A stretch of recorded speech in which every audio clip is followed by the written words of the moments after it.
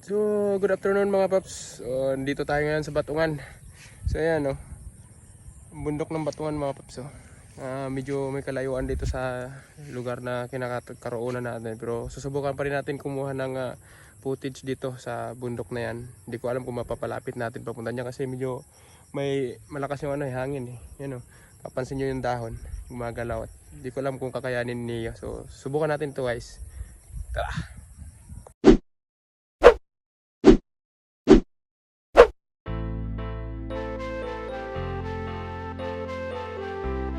Edge of altitude zone. Home point updated. Yun. So, yun na. Nag-home point updated na siya guys. So, ayun po yung bundok ng Batungan. Ayan. So, subukan natin ilapit ng konti. Iangat na natin siguro.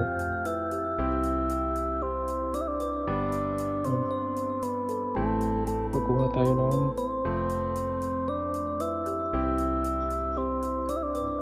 push natin papunta doon. So, ganyan. Taas, 88% battery.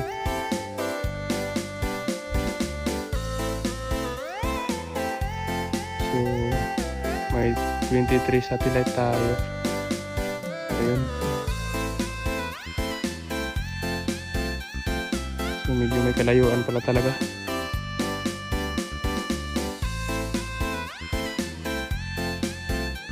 Ito natin.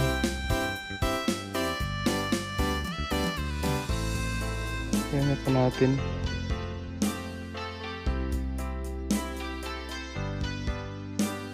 Layo.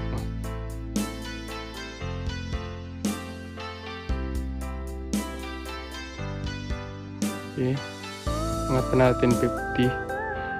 May height na tayo na 59. Okay. Nasa 270, 80 yung layo na natin galing dito. Taas pa natin ng mga 70, hindi 72. Yan, diretso tayo. And so 339 meters na si Neo. Papunta na dun. So may bagong kalsada palang ginagawa dito guys oh. Sa gilid ng sa gilid ng bundok ng Batungan, ayan oh. Siminto na pala yan guys. Ano? Bagong gawa tong kalsada na to guys ah. So ayan, 77 400 meters. Ayan, 400 meters. 76. Hindi ko alam kung push pa natin to. 72 yung height natin. 75 battery. Pagdating ng 50, papabalikin na natin si Neo. Ano? Yun, 74. So, strong wind. Ayan, signal strong wind. Return to home na natin guys. Siguro, kaya pa siguro. Okay, kaya pa yan. Medyo malakas siguro ang hangin doon guys. Yan o, nag-i-struggle yung gimbal natin.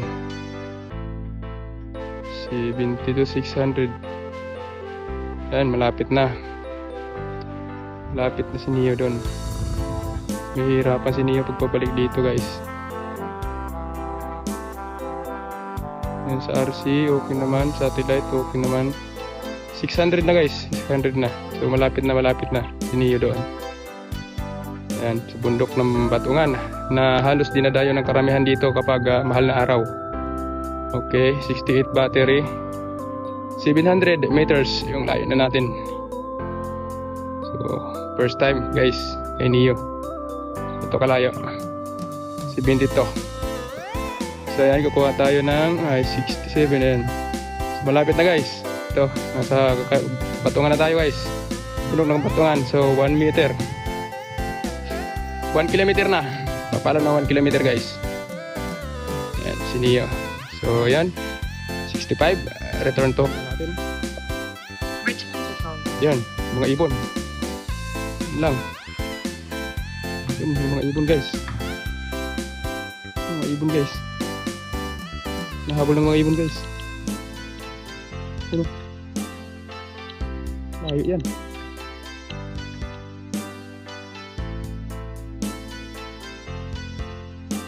Sana hindi mahuli ng ibon.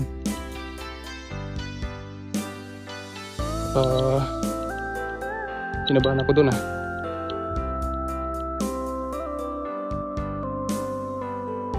100.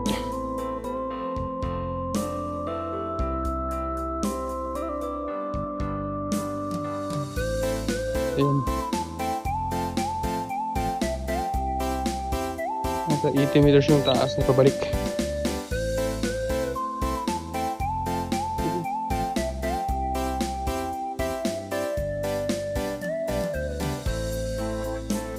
Ano? 400. Ayun, 400 na. So, kinabahan lang ako nung bigla doon sa nakita nating ibon na tumapat sa may camera ni Nino. Nakakakabot talaga guys.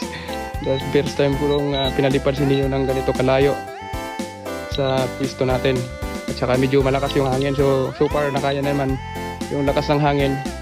Yung inaano ko lang dito yung ibon, baka mamaya masagin ng ibon at bumagsak yung aircraft natin. Napakalayo. Ayan, naririnig ko na yan si Neo guys. Medyo mataas-taas to guys. Ano guys, baba kong gimbal guys. Yan, yan tayo. Dito tayo guys. Ayun. So far maganda naman yung kuha sana na ano. So may 52 battery health pa siya guys, no. Ayan, 51. So ito na 19. So naririnig ko na siya guys. Ayun, nakita ko na si Neo.